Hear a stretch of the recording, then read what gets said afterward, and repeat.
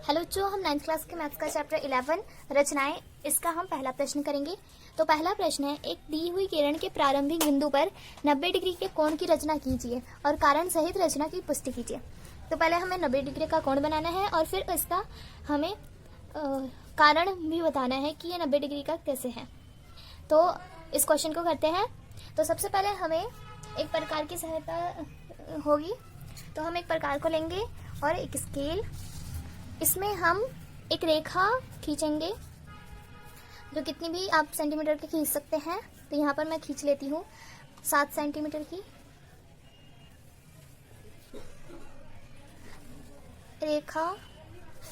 ये मान लेते हैं ए और ये एफ, ए एफ। अब यहाँ पर हमें 90 डिग्री का कोण बनाना है। तो यहाँ पर बिंदु ए पर प्रकार रखेंगे और एक छोटा सा गोला बनाएंगे।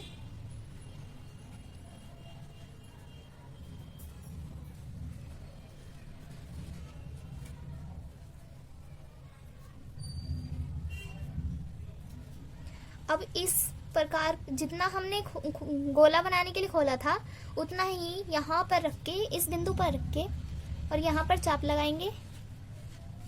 एक यहाँ पर लगाएंगे और इस जहां पर हमने चाप लगाया था वहां पर रख के एक और चाप लगाएंगे, दूसरा चाप। अब यहां से और यहां से, पहले यहां से चाप लगाएंगे और फिर यहां से। तो ये बन जाएगा 90 डिग्री का कोण। अब बिंदु ए से इस हमने जो चाप लगाया था उसे मिला देंगे। ये बन गया 90 डिग्री का कोण।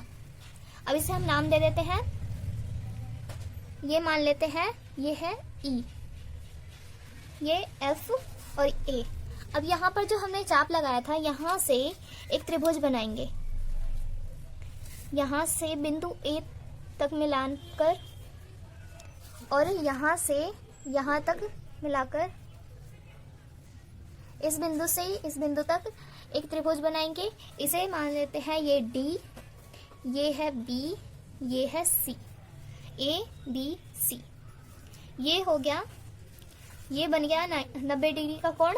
अब ये त्रिभुज बना है, ये 60 डिग्री का होगा क्योंकि ये जो 60 डिग्री का कोण होता है यहाँ पर हमने बनाया, तो ये तीनों होंगे 60 डिग्री के। तो हम इसके कारण की पुष्टि कर देते हैं कि 90 डिग्री का कैसे है। तो पहले लिखेंगे ए बी बराबर बी सी, बी सी बराबर ए सी बराबर में 60 डिग्री। ए बी बराबर बी सी बराबर ए सी, ये है तीनों 60 डिग्री के। अब क्योंकि ये 60 डिग्री के हैं इसलिए यह एक समबाहु त्रिभुज है। तो एंगल ए बी सी बराबर में 60 डिग्री, क्योंकि यह समबाहु त्रिभुज है।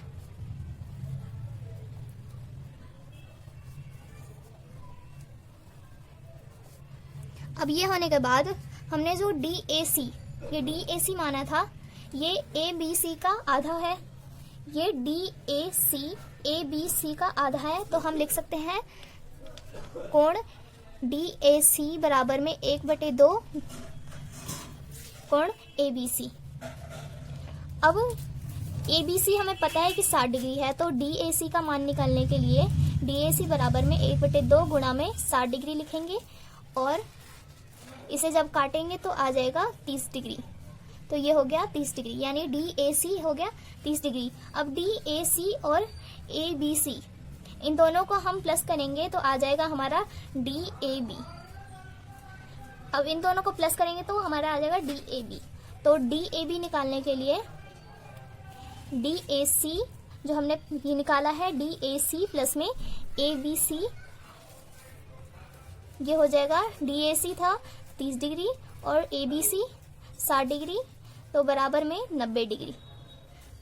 इति सिद्धम।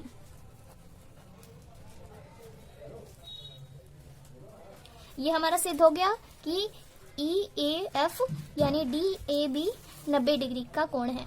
तो ये क्वेश्चन हो गया हमारा कंप्लीट।